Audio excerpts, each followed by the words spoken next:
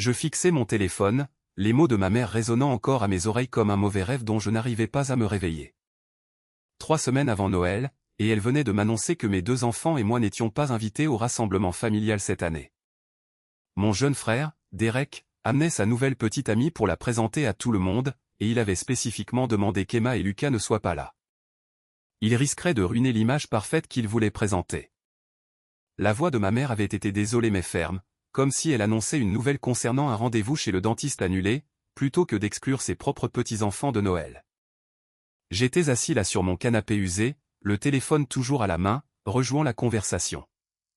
J'avais prononcé ces 2 mots qui venaient si automatiquement après des années à être le grand frère compréhensif.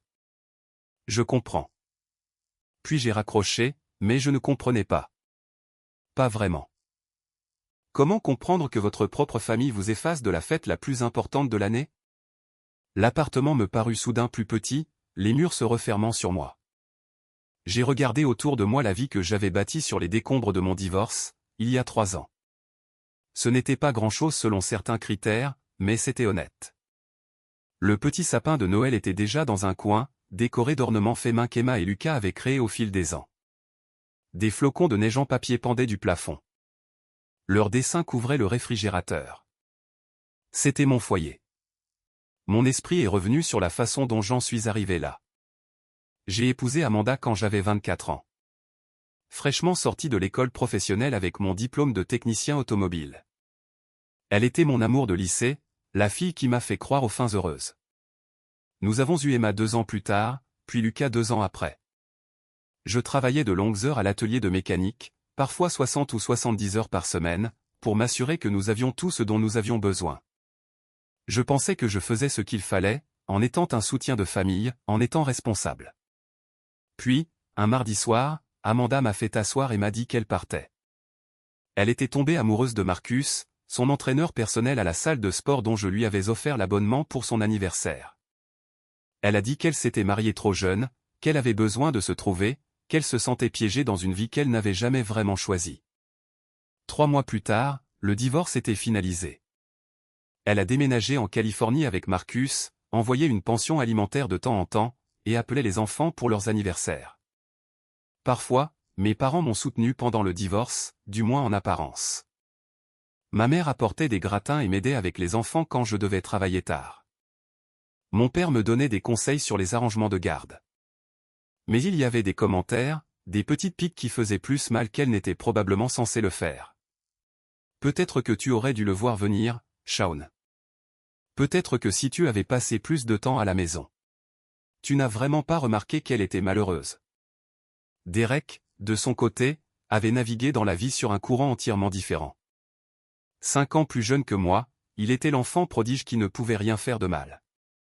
Pendant que je faisais des vidanges et que je changeais des pneus, Derek obtenait son diplôme de marketing à l'université d'État. Je l'ai aidé à payer ses manuels quand il manquait d'argent. Je lui ai donné ma vieille Honda Civic quand il a eu besoin d'une voiture pour son stage. Je l'ai couvert quand il manquait des dîners de famille à cause de fêtes ou de rendez-vous. Maintenant, Derek conduisait une berline de luxe, travaillait dans une prestigieuse agence de marketing en centre-ville, et vivait dans un élégant appartement en hauteur avec des baies vitrées allant du sol au plafond. Il publiait des photos sur les réseaux sociaux de voyages d'affaires à Miami et à Los Angeles, de restaurants chics, d'événements de réseautage avec des gens en costumes coûteux. Il nous rendait rarement visite, à moi ou aux enfants. Toujours trop occupé avec des réunions de clients, des conférences de l'industrie, à construire son image de marque. Je ne lui en ai jamais voulu. J'étais fier de mon petit frère. Je pensais qu'il était fier de moi aussi, à sa manière. J'étais le pilier, le fiable, celui qui se présentait et faisait le travail sans se plaindre. Apparemment, cela me rendait oubliable, effaçable, gênant. L'appartement était silencieux, à l'exception du bourdonnement du réfrigérateur et du bruit lointain de la circulation à l'extérieur. Emma et Lucas étaient à leur programme périscolaire. Ils ne rentreraient pas avant 1 heure. Je suis resté assis dans le silence, tenant mon téléphone, fixant l'écran. Puis il a vibré. Un message groupé de ma famille élargie. Tante Patricia avait lancé une conversation sur le rassemblement de Noël. Tout le monde intervenait avec des messages enthousiastes. J'ai hâte de voir tout le monde. Tellement hâte de rencontrer la petite amie de Derek. Est-ce que j'apporte mon fameux gratin de haricots verts? À quelle heure devrions-nous arriver? J'ai fait défiler 23 messages. Pas une seule personne ne m'a mentionné. Pas une seule personne n'a demandé où je serais ou si j'amenais les enfants. C'était comme si nous avions déjà disparu. Effacé du portrait de famille avant même que la photo ne soit prise. Ma mère n'avait dit à personne que nous étions exclus. Pour eux, il semblait probablement que j'étais juste silencieux, peut-être occupé par le travail. Ils n'avaient aucune idée que leurs neveux et leurs nièces, les enfants de leurs cousins, avaient été jugés inacceptables pour le Noël familial parfait. Mes mains se sont mises à trembler, non plus de tristesse, mais de quelque chose d'autre, quelque chose qui ressemblait à de la colère, qui commençait à se réveiller après un long sommeil. Ce soir-là, Emma est entrée en bondissant, son sac à dos rebondissant sur ses épaules. Ses joues étaient rougies par l'air froid de décembre. Lucas la suivait, traînant son manteau par terre comme il le faisait toujours, malgré mes rappels de le suspendre. Ils étaient beaux, mes enfants. Emma avait mes cheveux sombres et les yeux verts de sa mère. Lucas avait mes yeux bleus et un sourire qui pouvait illuminer une pièce. C'étaient de bons enfants, des enfants gentils, le genre d'enfants dont n'importe quel grand-parent devrait être fier de se réclamer. Emma a laissé tomber son sac à dos et a couru vers moi. « Papa, est-ce qu'on va chez grand-mère et grand-père pour Noël comme toujours ?» Elle avait 8 ans, était vive comme l'éclair, et apprenait déjà à lire l'ambiance d'une pièce mieux que la plupart des adultes. Je pouvais voir l'espoir dans ses yeux, l'excitation de continuer une tradition qu'elle aimait. J'ai senti ma poitrine se serrer. Comment dire à votre enfant qu'elle n'est pas désirée? Comment expliquer que son oncle pense qu'elle et son frère ruineraient son image parfaite? J'avais répété ce moment dans ma tête tout l'après-midi, essayant de trouver des mots qui ne briseraient pas leur cœur ou ne leur feraient pas sentir qu'ils avaient fait quelque chose de mal. Je me suis agenouillé à sa hauteur, arborant mon plus beau sourire. En fait, ma chérie, je pense que nous allons avoir notre propre Noël spécial ici cette année. Juste nous trois. On peut le rendre vraiment amusant. Faire tout ce qu'on veut. Peut-être prendre le petit déjeuner pour le dîner. Regarder des films toute la journée. Construire un fort en couverture. Lucas s'est animé à cette idée. Un fort en couverture? On peut le faire vraiment grand. Bien sûr, mon grand. Le plus grand de tous les temps. Mais Emma n'était pas convaincue. Son visage s'est légèrement assombri. Ce regard perspicace traversant ses traits. Mais si on ne voit pas tante Patricia, oncle Tom et nos cousins? J'ai fait un dessin à l'école pour grand-mère. Elle en était si fière quand je lui en ai parlé la semaine dernière. La mention de la semaine dernière m'a piqué. Ma mère avait planifié cette exclusion tout en jouant le rôle de la grand-mère excitée. Sachant probablement déjà que le dessin d'Emma ne serait jamais livré, que ses projets n'auraient jamais lieu. Eh bien, ai-je commencé, peinant à trouver les bons mots. Oncle Derek a une amie spéciale qui vient lui rendre visite. Le rassemblement va être très petit cette année, juste pour que les adultes aient des conversations ennuyeuses sur des trucs ennuyeux. Vous vous ennuieriez probablement de toute façon. Lucas a accepté cela facilement, déjà distrait par l'idée du fort en couverture. Mais Emma continuait de me regarder, ses yeux verts scrutant mon visage. Elle a demandé doucement, presque dans un murmure. « Ils ne veulent pas de nous là-bas, papa ?» Ces 6 mots ont failli me briser. J'ai attiré les 2 enfants dans mes bras, les serrant fort. « Bien sûr qu'ils veulent de vous, ai-je menti, me détestant pour cela. C'est juste des trucs compliqués d'adultes. Mais je vous promets, nous allons avoir le meilleur Noël de tous les temps. Juste nous 3. Vous avez ma parole. » Emma m'a serré en retour, mais je pouvais sentir son doute, sa tristesse. Les enfants savent quand les adultes leur mentent pour les protéger. Cela ne rend pas le mensonge moins douloureux. Cela leur apprend simplement que parfois l'amour vient avec des conditions, que parfois on n'est pas tout à fait assez bien pour être à la table. Au cours des jours suivants, je me suis plongé dans le travail et la planification. J'ai pris des quarts supplémentaires à l'atelier, travaillant tard dans la soirée après que les enfants soient au lit.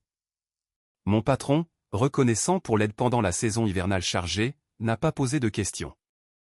Les heures supplémentaires m'aideraient à offrir de meilleurs cadeaux, à rendre le matin de Noël assez spécial pour éclipser l'absence de la famille élargie. Peut-être que je ne pouvais tout simplement plus porter ça seul. Alors, je lui ai tout raconté.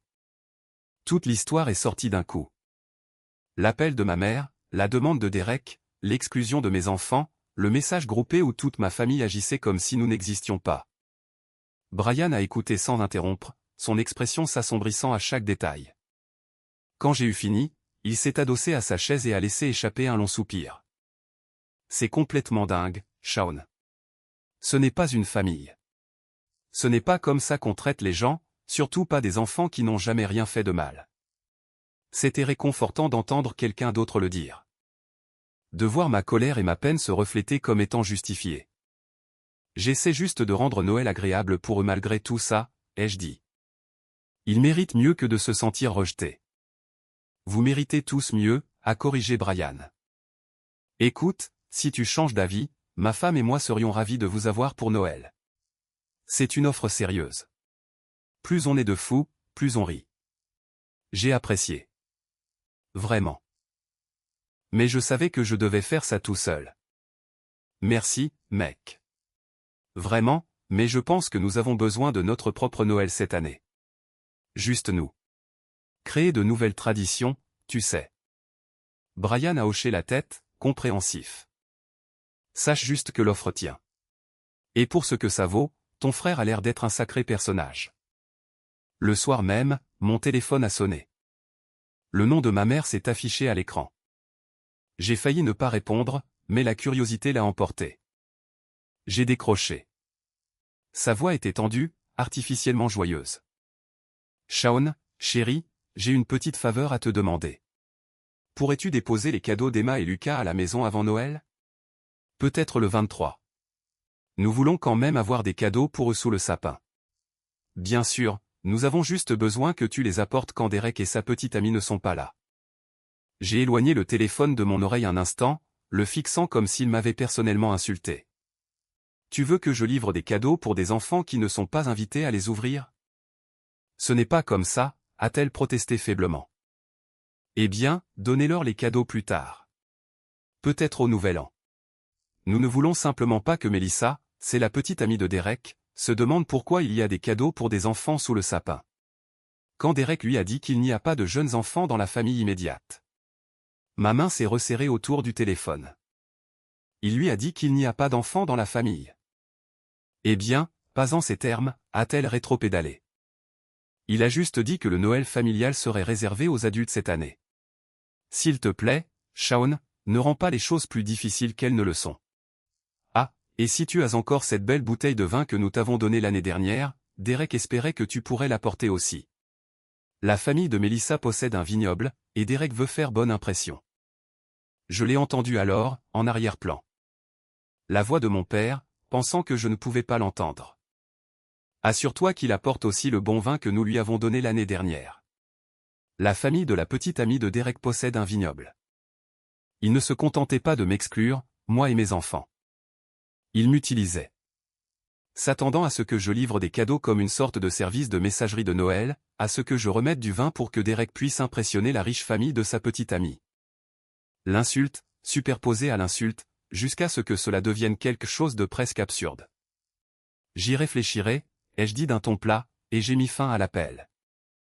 J'étais assis là, dans l'appartement silencieux, Emma et Lucas déjà endormis dans leur chambre commune au fond du couloir, et j'ai pris une décision. Je ne livrerai rien. Je ne jouerai pas le jeu de cette mascarade. J'allais me concentrer sur mes enfants, sur le fait de rendre le matin de Noël magique entre ces murs modestes, et laisser l'image parfaite de Derek tenir par ses propres mérites ou s'effondrer sous le poids de ses mensonges. 2 semaines avant Noël, Emma a eu son concert de Noël de l'école. Elle répétait son solo depuis des semaines, une douce interprétation de « Douce nuit » qu'elle chantait constamment dans l'appartement. Je ne l'aurais manqué pour rien au monde. J'ai invité mes parents, envoyant un texto avec la date, l'heure et le lieu de l'auditorium de l'école. Une partie de moi espérait encore, malgré tout, qu'ils se présenteraient pour leur petite fille. La réponse est arrivée 3 heures plus tard. Un texto de ma mère. Tellement désolé, nous ne pouvons pas venir. Nous aidons Derek à préparer son appartement pour la visite de Melissa la semaine prochaine. Elle reste chez lui quelques jours avant Noël. Tu comprends? Fais un câlin à Emma de notre part. Après le concert, alors que les parents se pressaient pour féliciter leurs enfants et prendre des photos, une femme s'est approchée de moi. je la reconnaissais vaguement d'autres événements scolaires. Un de ces visages que l'on voit à plusieurs reprises mais avec qui on ne connecte jamais vraiment. Elle devait avoir la trentaine, avec des yeux gentils et un sourire facile. « Votre fille était merveilleuse », a-t-elle dit. Ce solo était magnifique. « Merci », ai-je répondu, regardant Emma de l'autre côté de la pièce, montrant sa performance à des amis. Elle répète depuis des semaines, ça se voit. Je suis Catherine, au fait. Ma fille Zoé est dans la classe d'Emma, la fille avec les tresses qui jouait du triangle. Je me suis souvenu les avoir vus ensemble parfois à la sortie de l'école. Ravi de vous rencontrer officiellement, Sean. Nous avons bavardé quelques minutes sur le concert, sur les vacances d'hiver à venir. Une conversation banale entre parents. Puis Catherine a dit quelque chose qui m'a pris au dépourvu. J'ai remarqué que vous êtes à tous les événements de l'école. Tous les parents n'arrivent pas à tout faire, mais vous êtes toujours là, toujours impliqués. C'est vraiment agréable à voir. J'ai haussé les épaules, ne sachant pas comment répondre aux compliments. Ils ne sont jeunes qu'une fois, n'est-ce pas? Je veux être présent tant que je le peux. C'est une bonne philosophie. Catherine a marqué une pause, semblant peser ses mots. Je suis aussi une mère célibataire. Mon mari est décédé il y a 3 ans, alors je comprends. Le jonglage, s'assurer qu'ils savent qu'ils sont aimés, même quand on est seul. Je suis désolé pour votre perte, ai-je dit sincèrement. Merci. Ça devient plus facile, mais différent. Bref, je me demandais quels sont vos projets pour Noël? Vous faites quelque chose de spécial? On fait simple, ai-je dit, ne voulant pas expliquer toute la situation compliquée.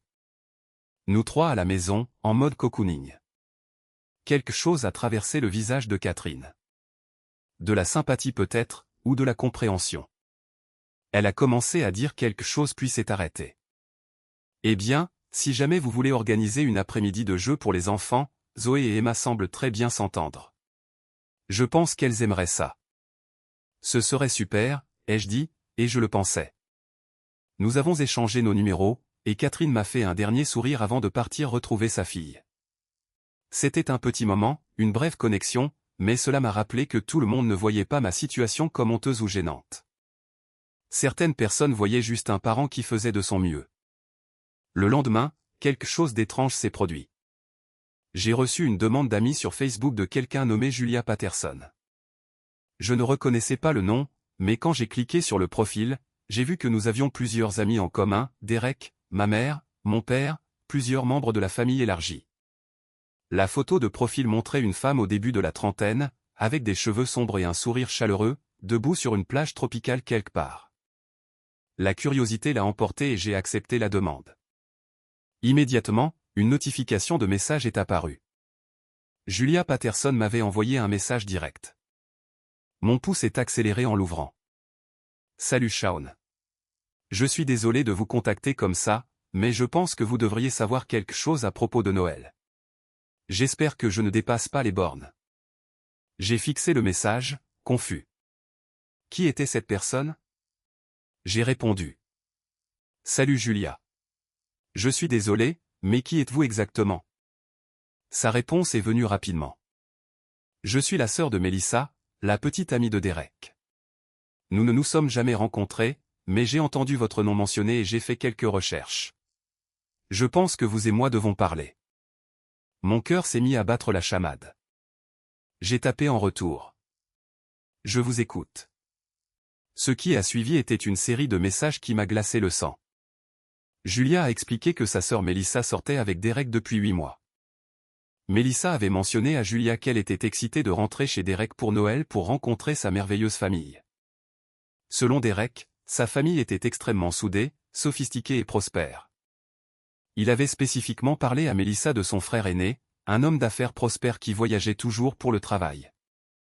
Le message suivant de Julia m'a frappé comme un coup de poing à l'estomac. Derek a dit à Melissa que vous étiez en Europe en ce moment pour affaires. Il a dit que vous étiez une sorte de propriétaire de concessionnaires automobiles internationaux, toujours en train de voler entre Londres et New York. C'est pourquoi Melissa ne vous rencontrera pas à Noël. Vous êtes supposé être à l'étranger. J'ai lu le message 3 fois, chaque fois plus abasourdi. Il avait créé une version entièrement fictive de moi, avec une carrière et un style de vie qui n'avaient aucun rapport avec la réalité. Et dans cette fiction, je n'avais apparemment pas d'enfant. J'ai répondu, Mélissa ne sait pas que j'ai des enfants? La réponse de Julia a été immédiate. Derek lui a dit qu'il n'a ni nièce ni neveu. Il a dit que c'est juste lui et ses parents pour Noël. Très intime. Ma sœur accorde plus de valeur à la famille qu'à toute autre chose. Elle vient d'une grande famille soudée. C'est en partie pourquoi elle était si excitée à propos de Derek. Il a peint ce tableau d'une dynamique familiale parfaite. Un autre message a suivi. J'ai découvert la vérité par accident. J'étais chez mes parents la semaine dernière et j'ai vu une vieille photo sur leur cheminée. C'était une photo du Facebook de Derek d'il y a quelques années, un rassemblement familial. Il y avait des enfants sur la photo. Quand j'ai interrogé Mélissa à ce sujet, elle a semblé confuse et a dit que Derek lui avait définitivement dit qu'il n'y avait pas de jeunes enfants dans la famille immédiate. C'est là que j'ai commencé à creuser et que j'ai trouvé votre profil. Ce sont vos enfants sur cette photo, n'est-ce pas? Oui, ai-je répondu, les mains tremblantes. Emma et Lucas, ils ont 8 et 6 ans. Julia a envoyé un dernier message. Je suis tellement désolé. J'ai hésité à vous contacter, mais cela me semblait mal. Ma sœur mérite de connaître la vérité sur la personne avec qui elle sort. Et vous méritez de savoir que Derek vous efface littéralement, vous et vos enfants, de l'existence pour impressionner sa famille. Les parents de Mélissa sont riches. Son père possède plusieurs entreprises. Je pense que Derek la voit autant comme une opportunité de carrière que comme une relation. Je me suis adossé, l'esprit en ébullition. C'était pire que ce que je pensais. Derek n'était pas seulement embarrassé par ma situation ou soucieux de gérer des dynamiques familiales compliquées. Je pouvais dire à mes parents ce que j'avais appris, mais ils avaient déjà choisi son camp. Je pouvais ne rien faire et laisser le château de cartes de Derek tenir debout, mais cela revenait à accepter ma propre suppression. Le lendemain matin, après avoir déposé les enfants à l'école, j'ai appelé ma mère. J'avais besoin de l'entendre directement d'elle. J'avais besoin de confirmer ce que Julia m'avait dit. Elle a répondu à la 3e sonnerie, sa voix prudente. Shaun, est-ce que tout va bien? J'ai besoin de te demander quelque chose, et j'ai besoin que tu sois honnête avec moi. Est-ce que Mélissa sait que j'existe? Est-ce qu'elle connaît Emma et Lucas? Le silence à l'autre bout du fil a duré plusieurs secondes. Puis ma mère a soupiré. Derek nous a demandé d'être prudents sur ce dont nous discutions pendant sa visite. Il veut faire une bonne première impression. Ce n'est pas ce que j'ai demandé, ai-je insisté. Est-ce qu'elle sait que j'existe? Est-ce qu'elle connaît mes enfants? Une autre pause. Il lui a dit que tu es un homme d'affaires qui voyage à l'international. Il n'a pas spécifiquement mentionné qu'il a des nièces et des neveux. Non. Donc, il lui a menti. Il n'a pas exactement menti, a dit ma mère sur la défensive.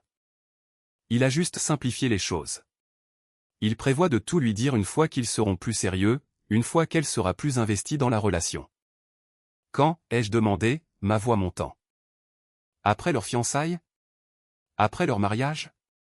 Quand est-ce que ma famille cessera d'être un secret? Tu es dramatique, Shaun. C'est juste pour une saison de fête. J'ai pris une grande inspiration, essayant de rester calme. De quoi Derek vous a-t-il demandé de ne pas parler, exactement? La voix de ma mère est devenue mal à l'aise. Il nous a demandé de ne pas aborder certains sujets qui pourraient paraître compliqués ou donner une mauvaise impression. Quel sujet? Ton divorce, dit-elle doucement. Ton travail à l'atelier, les enfants. Tout ce qui pourrait paraître, eh bien, prolétaire ou désordonné. Mélissa vient d'un milieu très raffiné, et Derek veut qu'elle voie notre famille sous le meilleur jour possible. Tu t'entends, ai-je demandé, incrédule. Vous effacez vos propres petits-enfants pour aider Derek à maintenir un mensonge. Vous prétendez que je n'existe pas pour qu'il puisse impressionner une femme. Nous essayons de le soutenir, a-t-elle répliqué. De la même manière que nous t'avons soutenu pendant ton divorce. Derek a travaillé si dur pour construire sa carrière et sa vie. La famille de cette femme a des relations qui pourraient l'aider. Nous essayons juste de lui donner la meilleure chance. Vous n'avez jamais effacé Derek de ma vie quand je traversais des moments difficiles, ai-je rétorqué. Vous ne lui avez jamais demandé de prétendre être quelqu'un d'autre ou de cacher des parties de la famille. Pourquoi suis-je différent? Parce que Derek ne nous a jamais demandé de choisir, a-t-elle dit, la voix sèche. Maintenant, tu es égoïste, Shaun. C'est un Noël, une fête. Ne peux-tu pas simplement laisser ton frère avoir ça? Et que se passe-t-il après Noël, ai-je demandé. Est-ce que je reste effacé? Est-ce qu'Emma et Lucas restent cachés? Quand Derek prévoit-il d'introduire progressivement toute la situation familiale, comme tu dis? Il a dit qu'une fois que Melissa sera plus investie, une fois qu'ils seront plus sérieux, il commencera à expliquer les choses progressivement. Ces relations prennent du temps, Shaun. Toi, plus que quiconque, devrais comprendre ça. J'avais l'impression de parler à une étrangère. Cette femme qui m'a élevé, qui me défendait dans la cour de récréation, qui a pleuré à mon mariage, traitait maintenant mon existence comme une vérité dérangeante à gérer et à dissimuler. Je dois y aller, ai-je dit doucement. Shaun, attends. Ne fais rien d'irréfléchi. Ne gâche pas ça pour Derek par dépit. Avant que je puisse répondre, j'ai entendu la voix de mon père en arrière-plan, nette et claire. Il a dû prendre le téléphone à ma mère car soudain sa voix était directement dans mon oreille. Tu as toujours été jaloux du succès de ton frère, dit-il froidement. Ne gâche pas ça pour lui par dépit. Il va là où tu ne pourras jamais aller, Shaun. Il a du potentiel. Ne le tire pas vers le bas parce que tu es coincé. Ces mots m'ont frappé plus fort que tout le reste. Mon père, l'homme qui m'a appris à changer un pneu, qui est venu à ma remise de diplôme du lycée, qui m'a guidé lors de ma première réparation de voiture, pensait que j'étais coincé, pensait que je tirais Derek vers le bas, pensait que ma jalousie était le problème plutôt que les mensonges de Derek. J'ai raccroché sans répondre. Mes mains tremblaient si fort que j'ai dû poser le téléphone sur le comptoir de la cuisine. Je suis resté là, dans mon petit appartement, entouré des dessins et des photographies de mes enfants, des preuves d'une vie vécue honnêtement, sinon parfaitement, et j'ai senti quelque chose changer en moi. J'en avais fini d'être compréhensif, d'être accommodant, de me faire petit pour laisser de la place aux ambitions de Derek, d'enseigner à mes enfants que leur existence était quelque chose dont il fallait s'excuser. J'ai repris mon téléphone et j'ai ouvert la conversation avec Julia. Êtes-vous toujours prête à m'aider pour quelque chose? Sa réponse est arrivée en quelques minutes. Absolument. De quoi avez-vous besoin? Au cours de l'heure suivante, nous avons élaboré un plan. Rien de vengeur, rien de cruel, juste la vérité. Livré au bon moment. Julia ferait en sorte que Melissa voie la réalité de ses propres yeux. Pour comprendre exactement qui était Derek sous l'image soigneusement construite. Je ne saboterai pas Derek directement. J'existerai simplement, ouvertement et honnêtement, et je laisserai les conséquences se dérouler naturellement. Les jours passèrent lentement. J'ai fait mes quarts à l'atelier, aidé Emma et Lucas avec leurs devoirs, préparé le dîner, lu des histoires pour s'endormir. La vie normale continuait pendant que j'attendais que le couperet tombe. Je n'ai pas eu de nouvelles de mes parents. La conversation de groupe familial continuait avec des messages excités sur les projets de Noël. J'ai arrêté de les lire. Puis le 23 décembre, 2 jours avant Noël, mon téléphone a explosé d'appels. Le nom de ma mère clignotait sur l'écran encore et encore. J'ai laissé les 3 premiers appels aller sur la messagerie vocale. Au 4e, j'ai répondu. Shaun, Alta TL, la voix paniquée. Nous avons un problème. Derek et Melissa sont arrivés en avance. Ils devaient arriver demain, mais ils sont venus ce soir par surprise. Et il y a des cadeaux sous le sapin pour Emma et Lucas que des gens ont déjà déposés. Et Melissa pose des questions. Quel genre de questions, ai-je demandé calmement, bien que mon cœur battait la chamade. Elle veut savoir qui sont ses enfants. Derek lui a dit que ce sont des cousins éloignés, mais les étiquettes disent avec l'amour de grand-mère et grand-père. Et elle est confuse parce que nous sommes censés être ses parents, pas les parents de parents éloignés. Derek est furieux. Il veut que nous cachions tous les cadeaux, toutes les photos, tout ce qui montre que nous avons des petits-enfants. Je vois, ai-je dit, la voix neutre. Nous avons besoin que tu promettes de ne pas venir à la maison, a supplié ma mère. S'il te plaît, Shaun. Ne gâche pas tout maintenant. Nous sommes si près de nous en sortir. Où avez-vous dit à Melissa que j'étais, ai-je demandé. Ma mère a hésité. Derek lui a dit que tu es à Londres pour affaires. Intéressant, ai-je dit. Et que se passera-t-il quand elle découvrira que je suis à 20 minutes d'ici? Tu ne peux pas, a commencé ma mère, mais je l'ai interrompue. Je ne promets rien, ai-je dit et j'ai raccroché. 1 heure plus tard, à 19h30, on a frappé sèchement à la porte de mon appartement. Emma et Lucas étaient dans le salon en train de décorer des biscuits et de regarder un film de Noël. Je leur ai dit de ne pas bouger et je me suis dirigé vers la porte, l'estomac noué d'anticipation. J'ai ouvert pour trouver 4 personnes dans le couloir. Ma mère et mon père, tous deux l'air furieux et paniqués. Derek, pâle et en sueur malgré le froid de la nuit de décembre, et une femme que je n'avais jamais rencontrée mais que je reconnaissais des photos, belle et posée dans un manteau coûteux. Son expression était confuse. Avant que quiconque puisse parler, ma mère m'a sifflé. Nous devons parler, maintenant. Pourquoi as-tu dit à Julia d'envoyer un message à ma petite amie, a lâché Derek, la voix plus aiguë que la normale. Je n'ai rien dit pour l'instant. Je suis resté là, les regardant chacun dans les yeux tour à tour. Puis la femme, Mélissa, s'est avancée. Elle m'a regardé attentivement, son regard vif et scrutateur. Attendez, dit-elle lentement, la voix incertaine. Vous êtes Shaun, le frère de Derek? Celui qui est censé être à Londres? Puis elle a regardé par-dessus mon épaule, à travers la porte ouverte de mon appartement, et ses yeux se sont posés sur Emma et Lucas à la table de la cuisine. Son expression s'est transformée, la confusion laissant place au choc.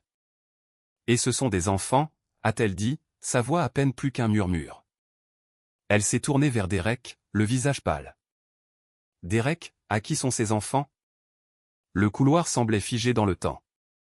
5 adultes debout dans un silence tendu tandis qu'en arrière-plan, Emma et Lucas riaient de quelque chose dans leur film, complètement inconscients de la confrontation qui se déroulait à la porte. J'ai pris une décision en une fraction de seconde. Quoi qu'il arrive ensuite, mes enfants n'allaient pas en être les spectateurs. Entrez, ai-je dit doucement, reculant pour ouvrir la porte plus grand. Mélissa est entrée la première, ses yeux ne quittant jamais Emma et Lucas. Mes parents ont suivi, tous deux ayant l'air de vouloir être n'importe où ailleurs dans le monde. Derek est entré en dernier, son visage un masque de panique et de colère. J'ai refermé la porte derrière eux. Emma a levé les yeux de ses biscuits, son visage s'illuminant en voyant des visages familiers. Grand-mère. Grand-père. Elle a sauté de sa chaise, couverte de farine et de miettes de biscuits. Vous avez changé d'avis pour Noël? Lucas s'est approché en sautillant, traînant des morceaux de glaçage vert. On est invité maintenant? La pièce est devenue complètement silencieuse. Mélissa s'est tournée lentement pour faire face à mes parents, puis à Derek, son expression se durcissant à chaque seconde. De quoi parle-t-elle, a-t-elle demandé, sa voix contrôlait mes empreintes de glace. Ma mère a essayé de rire pour détendre l'atmosphère, le son forcé et cassant. Les enfants ont une telle imagination. Ils se trompent parfois sur les plans. Mais Emma, béni soit son cœur honnête, n'était pas du tout confuse. Elle a levé les yeux vers ma mère avec des yeux innocents. Mais papa a dit qu'on ne pouvait pas venir à Noël parce qu'oncle Derek ne veut pas de nous là-bas. Il a dit qu'on ruinerait l'image parfaite. Lucas a ajouté, serviable, sa voix de 6 ans portant clairement à travers l'appartement, papa a dit que ce n'est pas grave, par contre. On va avoir notre propre Noël avec des forts en couverture. Le visage de Mélissa était passé de pâle à blanc. Elle a regardé Derek, mes parents, moi, les enfants. Sa bouche s'est ouverte et fermée 2 fois avant que des mots ne sortent. De quoi parle-t-il, Derek? Derek a commencé à parler, la voix tremblante. Shaun, qu'est-ce que tu as raconté à tes enfants? Ce n'est pas ce qui s'est passé. Tu déformes les choses. J'ai levé la main. Emma, Lucas, j'ai besoin que vous alliez dans votre chambre quelques minutes, d'accord? Prenez vos biscuits avec vous. Je dois parler aux adultes. Mais papa, a protesté Emma. Maintenant, s'il vous plaît, ai-je dit doucement mais fermement. Ils ont obéi, sentant la tension, prenant leur assiette de biscuits et se dépêchant dans le couloir. Emma a jeté un dernier regard confus par-dessus son épaule avant de disparaître dans leur chambre. J'ai entendu la porte se refermer. Une fois qu'ils sont partis, je me suis tourné pour faire face aux adultes dans mon salon. Mélissa se tenait au centre, son sac à main de créateur serré dans ses mains comme un bouclier. Mes parents planaient près de la porte, l'air coupable et piégé. Derek se tenait figé près du canapé, son calme soigneusement entretenu s'effritant. J'ai regardé directement Mélissa. Je suis Shaun, ai-je dit, ma voix stable et calme malgré l'adrénaline qui me parcourait. Je suis le frère aîné de Derek. Ce sont mes enfants, Emma et Lucas. Ils ont 8 et 6 ans. Ce sont la nièce et le neveu de Derek. Je ne suis pas à Londres. Je vis à 20 minutes de la maison de mes parents. J'ai été exclu de Noël parce que Derek a demandé à nos parents de prétendre que je n'existe pas. Ce n'est pas vrai, a commencé Derek. Mais je l'ai interrompu. J'ai sorti mon téléphone et j'ai fait écouter le message vocal que ma mère avait laissé des semaines auparavant. Sa voix expliquant clairement pourquoi je n'étais pas invité, mentionnant la demande de Derek, parlant de l'image parfaite. La pièce s'est remplie de ces mots enregistrés, chacun atterrissant comme une pierre dans l'eau calme. Puis j'ai montré les messages textes, ceux sur le dépôt des cadeaux, ceux sur l'apport du vin, toute la conversation de ma famille discutant des plans de Noël tout en agissant comme si je n'existais pas. Mélissa a tout écouté, son visage se durcissant à chaque preuve. Quand j'ai eu fini, elle s'est tournée vers Derek, sa voix était calme, dangereuse. Tu m'as dit que ton frère était un homme d'affaires prospère qui parcourt le monde. Tu as dit qu'il possédait des concessions de voitures de luxe en Europe. Tu m'as dit qu'il serait à Londres pour Noël. La bouche de Derek s'est ouverte et fermée. Il a regardé mes parents pour de l'aide, mais il fixait le sol. J'allais tout te dire, un jour, a-t-il finalement réussi à dire. Je voulais juste que tu tombes amoureuse de moi d'abord, avant de gérer toutes les complications familiales. Compliquées ? La voix de Mélissa s'est légèrement élevée. Un frère et ses enfants sont compliqués ? Mon père a tenté d'intervenir, sa voix prenant ce ton autoritaire qu'il utilisait quand il voulait mettre fin aux discussions. Shaun a eu quelques années difficiles, un divorce, des problèmes d'argent. Derek ne voulait pas te charger de toute cette négativité pendant les fêtes. Il essayait de te protéger des drames familiaux. Mélissa s'est tournée vers mon père avec un regard qui aurait pu faire fondre l'acier. Me charger ? Avec l'existence de membres de la famille. Elle a regardé autour de l'appartement, le voyant vraiment pour la première fois, l'espace petit mais bien rangé, les meubles d'occasion, le sapin de Noël avec des ornements faits main, le réfrigérateur couvert de dessins d'enfants, les murs tapissés de photographies de moi et des enfants, des photos d'événements scolaires, de fêtes d'anniversaire et de moments ordinaires de la vie. Ses yeux se sont posés sur une photo en particulier, moi dans mon uniforme de travail de l'atelier, taché de graisse et souriant, tenant une clé à molette. Elle s'est approchée, l'étudiant de près. « Vous êtes mécanicien ?» a-t-elle dit. Ce n'était pas une question. « Oui », ai-je dit. « Je le suis. » Elle s'est retournée vers Derek, et j'ai vu quelque chose se briser dans son expression. Et Derek m'a dit que son frère possédait une chaîne de concessions de voitures de luxe à travers l'Europe, que vous étiez cet homme d'affaires international, toujours en avion entre Londres et New York pour des réunions. Le silence qui a suivi était assourdissant. Mélissa a continué, sa voix tremblant maintenant de colère, de peine, ou des deux. Ma sœur Julia m'a appelé ce matin. Elle m'a dit qu'elle avait contacté votre frère parce qu'elle était inquiète. Je ne l'ai pas cru au début. Je pensais qu'elle était peut-être paranoïaque ou qu'elle avait mal compris quelque chose, mais j'ai insisté pour que nous venions ici ce soir pour clarifier les choses. J'ai dit à Derek que je voulais rencontrer son frère avant Noël, que c'était important pour moi. Elle a regardé Derek avec quelque chose qui ressemblait à du dégoût. Tu me mens depuis 8 mois sur ta famille, sur ta vie, sur qui tu es. Tout ce que tu m'as dit était conçu pour m'impressionner, pour te faire paraître meilleur, plus réussi, plus organisé que tu ne le es réellement.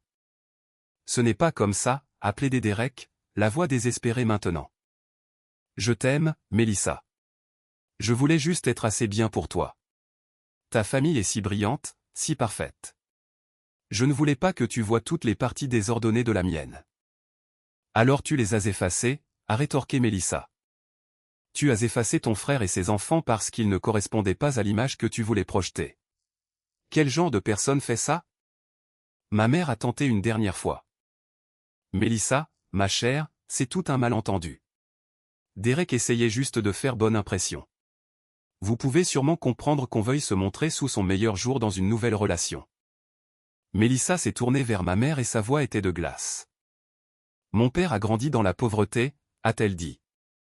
Il a bâti son entreprise à partir de rien. Il a travaillé comme concierge tout en suivant des cours du soir. Il a financé ses études universitaires tout en soutenant ses parents et ses jeunes frères et sœurs. La seule chose à laquelle il accorde plus de valeur que le succès, c'est l'intégrité et la loyauté familiale. Il ne respecterait jamais un homme qui efface sa propre famille pour impressionner les gens. Elle a regardé à nouveau Derek et j'ai vu le moment où elle a pris sa décision. C'est fini entre nous. Je ne peux pas être avec quelqu'un qui ment sur quelque chose d'aussi fondamental. Quelqu'un qui jetterait sa propre famille pour l'ascension sociale. Ce n'est pas avec ce genre de personne que je veux construire ma vie. Mélissa, s'il te plaît, a commencé Derek, tendant la main vers elle. Elle a reculé. Ne fais pas ça. Juste, ne fais pas ça. Elle s'est tournée vers moi et son expression s'est adoucie. Je suis désolé que vous ayez eu à subir ça. Vos enfants sont magnifiques. Vous méritez tellement mieux que ça. Elle a fait un vague geste en direction de mes parents et de Derek.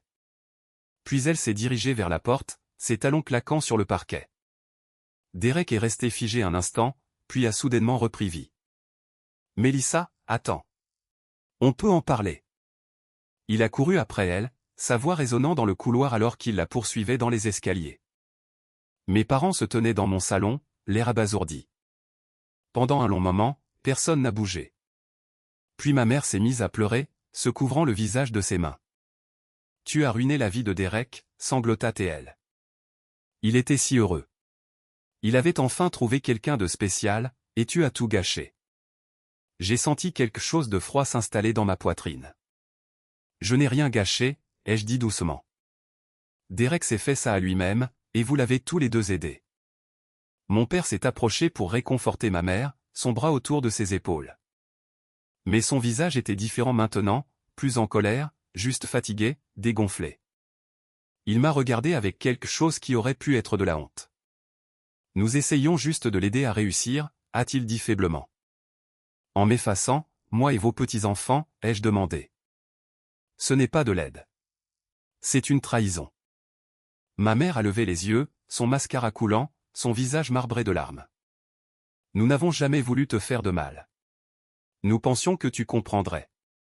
Tu as toujours été si fort, si capable. Derek avait plus besoin de nous. Alors vous m'avez pris pour acquis, ai-je dit. Vous avez supposé que j'accepterais simplement d'être invisible parce que je ne ferais pas d'histoire. Vous avez supposé que mes enfants s'accommoderaient d'apprendre que leurs grands-parents accordent plus de valeur à l'image de leur oncle qu'à leur existence.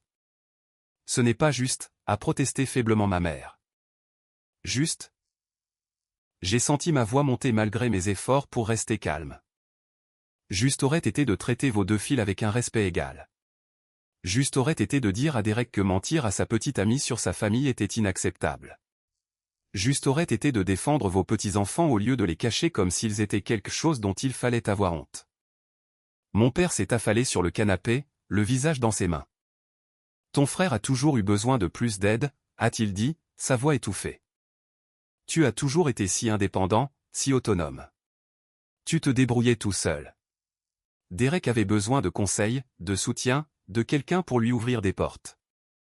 Je me suis dirigé vers la fenêtre, regardant la nuit de décembre, les lumières des autres appartements où d'autres familles se préparaient pour Noël. Alors, vous l'avez aidé en lui apprenant que l'intégrité n'a pas d'importance. Que la famille est jetable si elle ne sert pas vos intérêts. C'est le conseil que vous lui avez donné. Nous avons fait une erreur, a dit mon père doucement. Une terrible erreur. Ma mère s'est levée, s'essuyant les yeux. Que faisons-nous maintenant? Comment pouvons-nous réparer ça? Je me suis tourné pour leur faire face. Ce n'est pas à moi de répondre à cette question. C'est à vous. Vous décidez quel genre de grands-parents vous voulez être. Quel genre de parents. La porte est ouverte, mais pas sous condition. Soit vous êtes à fond avec nous tous, soit vous ne l'êtes pas. Je ne laisserai pas mes enfants apprendre que l'amour est conditionnel. Qu'ils doivent mériter leur place à la table. Et Derek, a demandé ma mère d'une petite voix. Derek doit découvrir qui il veut être. Je ne suis pas son gardien, mais je ne vais pas non plus prétendre être quelqu'un que je ne suis pas ou cacher mes enfants pour qu'ils puissent maintenir un fantasme. Mes parents sont partis discrètement. Pas de résolution, pas de promesse, juste un lourd silence et le poids de choix qui ne pouvaient être annulés. La porte s'est refermée derrière eux, et je suis resté seul dans mon salon, le son du film de Noël jouant toujours faiblement depuis la chambre des enfants. J'ai marché dans le couloir et j'ai ouvert leur porte. Emma et Lucas étaient blottis sur le lit d'Emma, l'assiette de biscuits entre eux, regardant une tablette. Ils ont levé les yeux quand je suis entré, leurs visages incertains. « Est-ce que tout va bien, papa ?» a demandé Emma. « C'est compliqué, ai-je dit honnêtement, m'asseyant sur le bord du lit. Parfois, les adultes font des bêtises et se blessent mutuellement. Mais je veux que vous sachiez tous les deux quelque chose de très important.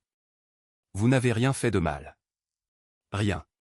Vous êtes des enfants merveilleux, incroyables, et quiconque ne le voit pas passe à côté de quelque chose. D'accord ? Lucas a hoché la tête. Mais Emma, comme toujours, voyait plus loin. Est-ce que grand-mère et grand-père sont en colère contre nous ? Ils ne sont pas en colère contre vous. Je le promets. Ils essaient de régler certaines choses. Mais quoi qu'il arrive avec eux, vous et moi, on est solides. On est une équipe, et on va avoir le meilleur Noël, comme je l'ai promis. Au cours des 2 jours précédant Noël, je n'ai eu aucune nouvelle de ma famille. Pas d'appel, pas de texto, pas de nouvelles de Derek ou de sa situation avec Mélissa. Le silence était presque pire que le conflit. Je me suis concentré sur les enfants, sur la préparation de biscuits, le visionnage de films de Noël et la construction de cet immense fort en couverture dans le salon que Lucas avait demandé des semaines auparavant. La veille de Noël, nous sommes restés éveillés tard pour accrocher les chaussettes et laisser des biscuits pour le Père Noël. Les enfants étaient surexcités, toute pensée de drame familial oubliée dans la magie de l'attente du matin de Noël. Je les ai bordés, l'heure élue, la nuit avant Noël, et j'ai embrassé leur front. Quand je me suis finalement effondré dans mon propre lit vers minuit, épuisé mais satisfait, j'ai ressenti quelque chose d'inattendu. La paix.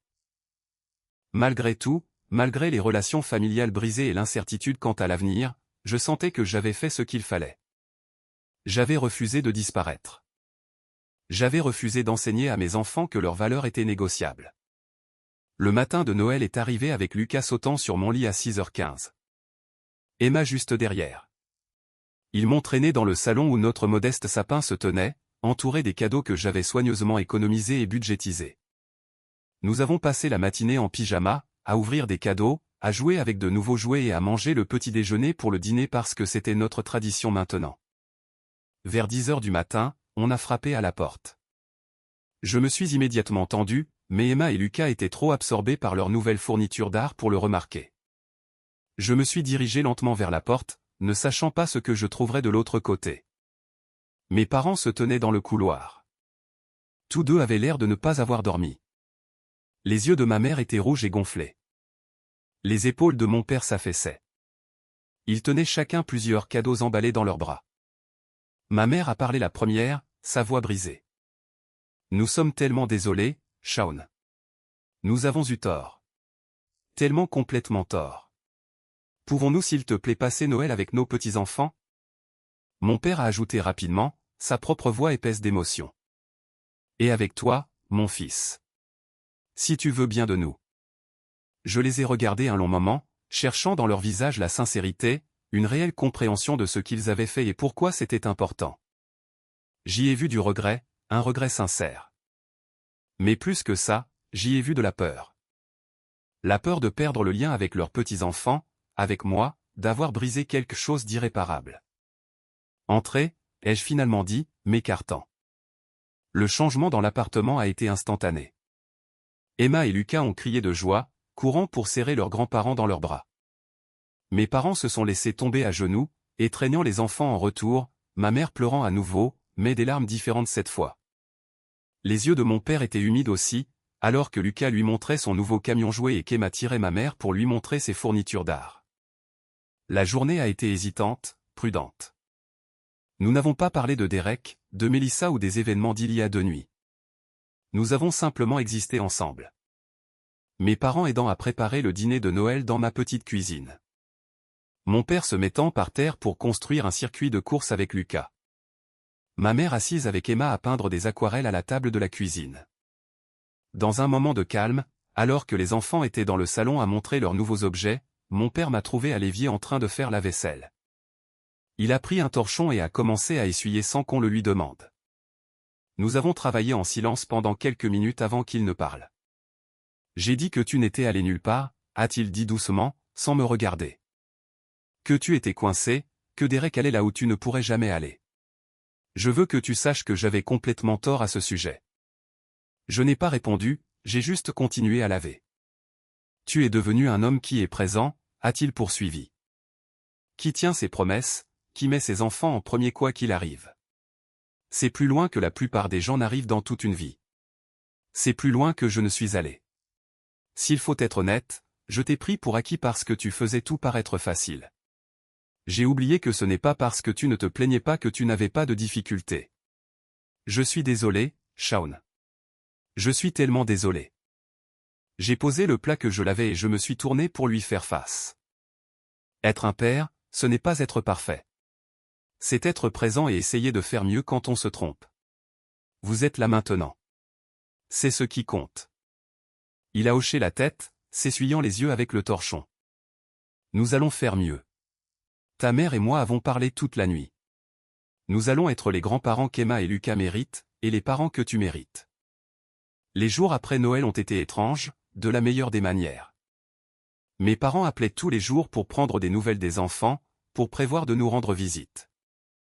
Ils posaient des questions sur mon travail, écoutaient vraiment quand je parlais de projets à l'atelier. Ils sont venus au match de basket d'Emma le 30 décembre, assis avec moi dans les gradins, applaudissant jusqu'à en être aphone. Derek est resté silencieux. Pas d'appel, pas de texto, rien. J'ai appris par le bouche-à-oreille familial, par un cousin qui m'a contacté, que Mélissa avait en effet rompu avec lui de manière permanente. Apparemment, son père avait appelé Derek personnellement pour lui dire à quel point il était déçu de son caractère, de sa volonté de tromper et de manipuler pour réussir. Cet appel, a dit mon cousin, avait frappé Derek plus durement que la rupture elle-même. 3 jours après le Nouvel An, j'ai reçu un texto de Derek. Juste 4 mots. Je suis désolé. J'ai eu tort. Il ne s'attendait pas à un pardon. J'ai fixé le message pendant un long moment. Je n'étais pas prêt à répondre. Peut-être que je le serais un jour. Peut-être pas. Mais je ne lui devais pas une absolution immédiate simplement parce qu'il reconnaissait enfin la réalité. Le pardon, le vrai pardon, prendrait du temps et des preuves de changement. J'ai laissé le message en lu. Une semaine après le début de janvier, j'ai reçu un message de Julia, la sœur de Mélissa. Elle m'a remercié d'avoir tout géré avec dignité, de ne pas m'être abaissé à la cruauté, même quand j'avais tout à fait le droit d'être en colère. Elle a mentionné que Mélissa allait bien, qu'elle était en fait soulagée d'avoir découvert le caractère de Derek avant que les choses n'aillent plus loin. Julia a aussi dit quelque chose qui m'a marqué. Elle a écrit, « Vous lui avez montré à quoi ressemble la véritable intégrité. Vous n'avez pas eu besoin de détruire votre frère pour prouver votre point de vue. Vous avez simplement existé honnêtement, et cela a suffi. » Au travail, un après-midi de mi-janvier, Brian m'a trouvé pendant la pause déjeuner. Nous nous sommes assis dans la salle de pause avec nos sandwichs et notre café. Alors, a-t-il dit, je voulais te demander. Comment tout ça s'est terminé avec l'histoire de Noël? Je l'ai mis au courant de tout. La confrontation dans mon appartement, le départ de Mélissa, la réconciliation hésitante avec mes parents, le silence de Derek et ses excuses éventuelles.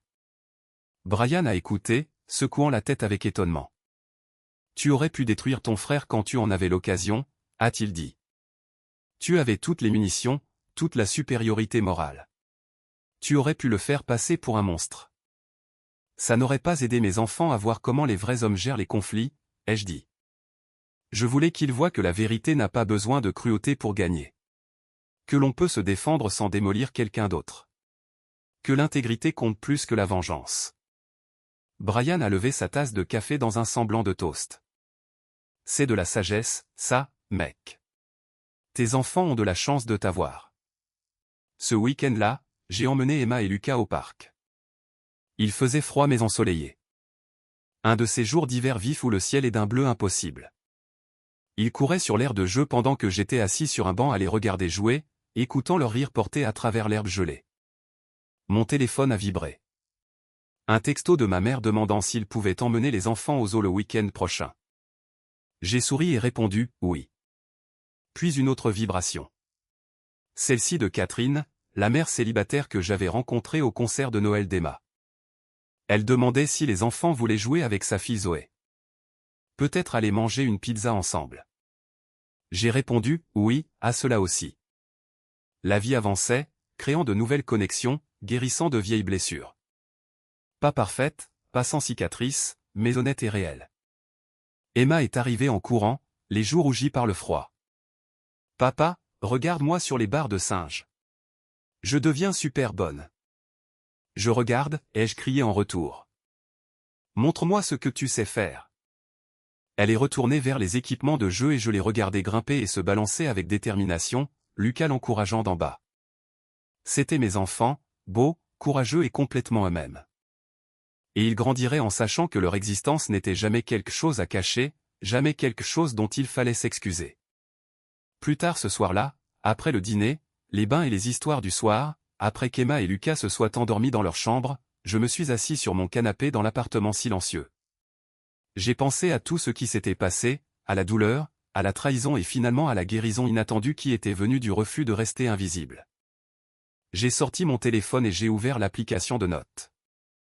J'ai commencé à taper, essayant de mettre des mots sur ce que j'avais appris, ce que je voulais me souvenir les jours difficiles, ce que j'espérais que mes enfants comprendraient un jour, quand ils seraient assez grands pour vraiment saisir ce qui s'était passé. J'ai écrit, être fort ne signifie pas accepter le manque de respect pour maintenir la paix. La vraie famille, ce n'est pas prétendre être parfait ou cacher les parties désordonnées. C'est se présenter honnêtement, même quand c'est difficile. Mes enfants n'avaient pas besoin d'un Noël dans une grande maison avec des décorations coûteuses. Ils avaient besoin de voir leur père refuser de disparaître juste pour mettre quelqu'un d'autre à l'aise. Ils avaient besoin d'apprendre que leur existence n'est jamais quelque chose dont il faut s'excuser. J'ai fait une pause, pensant à Derek, à mes parents, à tous les sentiments compliqués qui tourbillonnaient encore autour de ces relations. J'ai continué à écrire. Parfois, le plus grand cadeau que vous puissiez offrir aux personnes que vous aimez est la vérité, même si elle vous coûte quelque chose. Parce qu'au bout du compte, un homme qui ne défend rien tombera pour n'importe quoi. Je refuse d'enseigner à mes enfants à se faire petits pour s'adapter à la version acceptable de quelqu'un d'autre. Je refuse de modeler une vie où l'amour est conditionnel et la valeur est négociable. J'ai posé le téléphone et j'ai regardé mon modeste appartement, le même appartement dont Derek avait eu honte, qu'il avait effacé de son image soigneusement construite. Mais ces murs contenaient la vraie vie, le vrai amour, de vrais moments de joie, de lutte et de croissance. Cela valait plus que n'importe quelle image parfaite ne pourrait jamais l'être. Mon téléphone a vibré une dernière fois. Mon père avait envoyé une photo. C'était du match de basket d'Emma plus tôt cette semaine-là. Emma en plein tir, la langue tirée de concentration, le ballon décrivant un arc vers le panier. Ma mère, mon père et moi étions visibles en arrière-plan, tous debout, tous en train d'applaudir. Sous la photo, mon père avait écrit « C'est ça qui compte. Merci de nous l'avoir rappelé. » J'ai enregistré la photo, l'ai ajoutée à la collection sur mon mur. Puis j'ai éteint les lumières et je suis allé me coucher. Fatigué, mais content. Demain apporterait de nouveaux défis, de nouveaux moments à naviguer, de nouvelles opportunités d'être présent pour mes enfants. Mais ce soir, je pouvais me reposer en sachant que j'avais bien agi envers eux. Que je leur avais appris quelque chose de précieux sur la valeur, l'intégrité et le courage d'exister honnêtement dans un monde qui exige parfois que nous cachions notre vérité. L'histoire de ce Noël deviendrait une partie de notre histoire familiale. Un tournant qui a changé les relations et redéfini les attentes. Emma et Lucas s'en souviendraient non pas comme le Noël où ils ont été exclus, mais comme le Noël où leur père leur a montré que certaines choses valent la peine de se battre. Même discrètement, même sans drame, juste en refusant d'accepter moins que la pleine reconnaissance de leur valeur. Et peut-être qu'un jour, Derek comprendrait ce qu'il avait failli jeter pour une image, pour l'approbation, pour une relation construite sur des mensonges. Peut-être apprendrait-il ce que j'avais appris en ce mois de décembre, que la seule vie qui vaille la peine d'être vécue est une vie honnête, et que la seule famille qui vaille la peine d'être eue est celle qui vous voit entièrement et vous aime quand même. Mais c'était son chemin à parcourir. Le mien était ici, dans ce petit appartement, avec mes beaux enfants, à construire une vie qui était réelle, désordonnée et complètement, honnêtement, la nôtre. Avant de terminer, je veux vous demander quelque chose. Vous êtes-vous déjà senti invisible dans votre propre famille? Avez-vous dû faire le choix entre maintenir la paix et défendre votre valeur? Comment avez-vous géré la situation?